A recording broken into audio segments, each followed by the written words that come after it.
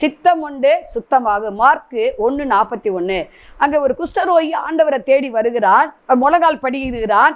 முழங்கால் படிட்டு என்ன சொல்கிறான்? ஆண்டவரே, உமக்கு சித்தமானால் என்னை சுத்தமாக்க உம்மாலே ஆகும்.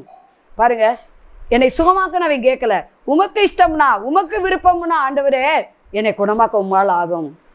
ஆண்டுடைய சித்தம் அவனை சுகமாக்குவதுதான். அவனை தொட்டு என்ன செய்கிறாரு? சுகமாக்குறார்.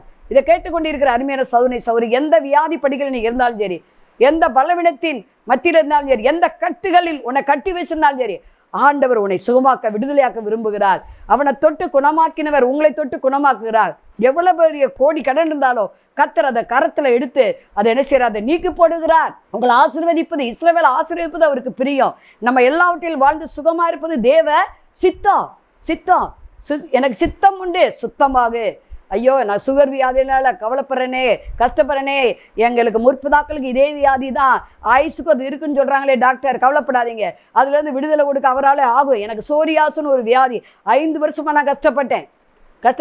எல்லா டாக்டரும் சொன்னாங்க, எத்தனையோ டாக்டர் போய் பார்த்தேன். அவங்க சொன்னாங்க, நீங்கள் ஆயுசு முழுவதும் மாத்திரை சாப்பிடணும், மெடிசன் எடுக்கணும் அப்படின்னு சொன்னாங்க. ஆண்டவர் எனக்கு சித்தம் உண்டு மகளே, நீ சுத்தமாகன்னு சொன்ன நிமிஷ மாத்திரத்தில் இப்போ கிட்டத்தட்ட எனக்கு 2000 இருந்து 2005 வரை அந்த வியாதி இருந்தது. இப்போ 2005 போன அந்த நோய் இதுவரை எட்டியே பார்க்கல. அப்போ பாருங்கள், எவ்வளோ நாளாக கர்த்தர் விடுதலையாக வைத்திருக்கிறார், சுகம் தந்திருக்கிறார். நீங்கள் எப்படிப்பட்ட பிரச்சனை இருந்தாலும், எப்படிப்பட்ட வியாதியாக இருந்தாலும் சரி, எப்படிப்பட்ட சோதனை இருந்தாலும் சரி, அவருக்கு சித்தம் உண்டு. உங்களை விடுதலையாக்க அவருக்கு சித்தம் உண்டு.